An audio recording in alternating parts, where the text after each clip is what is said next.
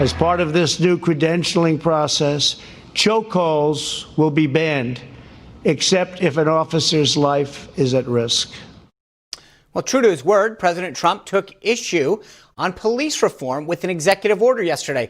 And while he's been criticized by some for not being responsive to the African-American community, it's not particularly a truthful assessment. I mean, let's look at it. He supported historically black colleges and got them permanently funded. He supported opportunity zones. He implemented criminal justice reform. And back in 2016, during the presidential election, as part of his outreach to the African-American community, candidate Donald Trump and Dr. Ben Carson toured Dr. Carson's childhood home in Detroit. He later nominated Dr. Carson to be the first African-American Secretary of Housing and Urban Development. It was shortly after that that I had the distinct privilege to join the president and Dr. Carson on a tour of the National Museum of African-American History and Culture, where we first viewed, for the first time, an exhibit that was dedicated to Dr. Carson's extraordinary life and career. We are now joined by that very man from the White House, Housing and Urban Development Secretary, Dr. Ben Carson. Doctor, thank you for being here. Wonderful to be with you, finally. That's exactly. We're so excited that finally able to coordinate this. You truly have been this American success story, growing up in poverty and becoming just this renowned doctor that has gone on to do great things and save lives and been the subject of so many studies that people have done on your work. But you've obviously had a tough time along that journey in some ways. Have you shared your experiences on race with the president? Is he turning to you to look for advice? And, as I mentioned, you toured your home with him. Have you explained to him how that journey to poverty to where you are now, what took you to how you got there? We've talked about it many times and about the fact that this still is an amazing place. This is a land of opportunity. And what we have to do is make sure that people understand that, because there are forces out there that are trying to get people to believe that they're victims and that everything is stacked against them. And the fact of the matter is there are obstacles. No matter where you are, there are going to be obstacles. But what are you going to do with those obstacles? Are you going to allow those to be your containing text and your excuse, or are you going to jump over them and allow them to strengthen you for the next obstacle that comes along? We each have an opportunity to make that choice. Doctor, I talked about your journey. When you were young and well into your adulthood, have you had many of these run-ins? People of color talk about driving while black and getting pulled over. What has your experience been with law enforcement? I personally have not been pulled over, except when I was speeding, and in which case they let me off. So because I was nice, I was very courteous. But the fact of the matter is, I know people who certainly have had some bad experiences. I have cousins that had bad experiences with police, were beaten.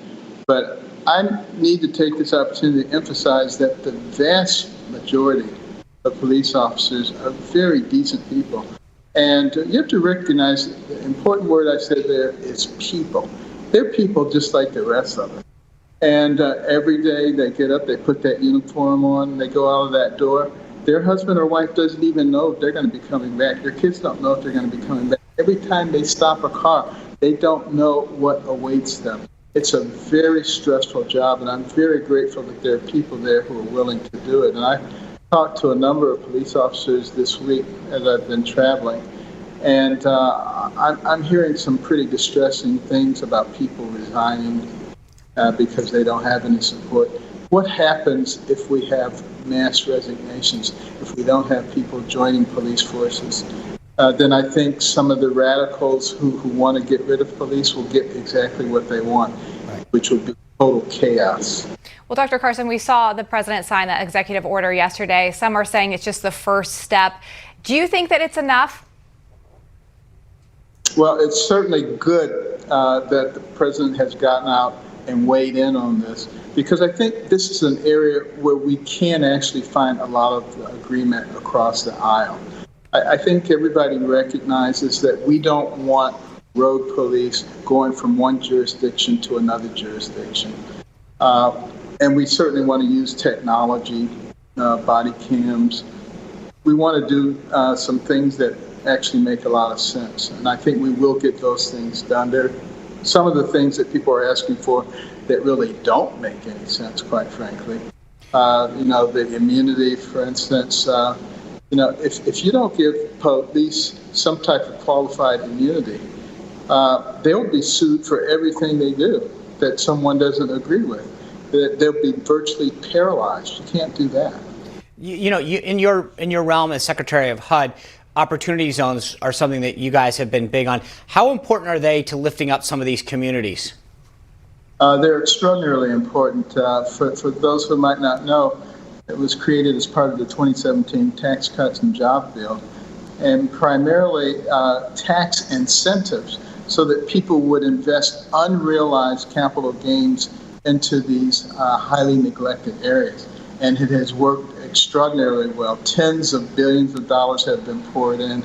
There are multiple examples that I've seen around the country of facilities that were acquired because they were in an opportunity zone, and then significant investment made. And those areas act as a nidus for the redevelopment of the entire area, not to mention the jobs that they bring in. So it's a absolutely wonderful ideal. It's having tremendous results.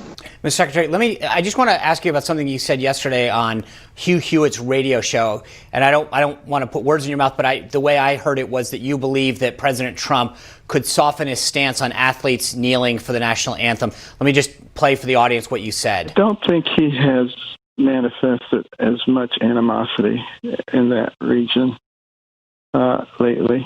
And I think we just continue to work with him. He'll get there. Mr. Secretary, what do you and I both know him. You've worked with him a lot. The president can be sometimes tough to get off a position that he's on. What are you saying to him? Where do you think he'll end up, and how long do you think it'll take? Well, I think what he is beginning to see, and what a lot of Americans are beginning to see, is that when those athletes kneel on the field, it's not because they're not patriotic. It's not because they don't love our flag, our country. It's not that they don't respect the lives of people who fought for our freedom. It's that they think that there is some unjust things going on with law enforcement, and they want to bring attention to that. I think attention has been brought now, but it's not because they're not patriotic. And this is what we have to get other people to understand. And I think it would be helpful if the athletes themselves would re-emphasize that point, because people are taking it the wrong way. Yeah. Well, thank you for joining us. I appreciate you juggling your schedule as you did today to be with us and our viewers. So I appreciate that. And thank you for all you're doing at HUD to make the country and our housing program so much better and stronger. Thank you. Wonderful to be with you. And I hope you are Dancing with the Stars again. Thank you. I hope that too. That's two of you. That's it. No more. I think everyone would enjoy that. Oh, yeah. Well, coming up, as sports leagues plan to reopen, the debate of whether or not athletes should kneel during the national anthem is coming back into play. And we're going to talk to a former NFL player, Jack Brewer, on his take. And later, we've got our media panel to talk about the latest attack from the mainstream media on conservative voices.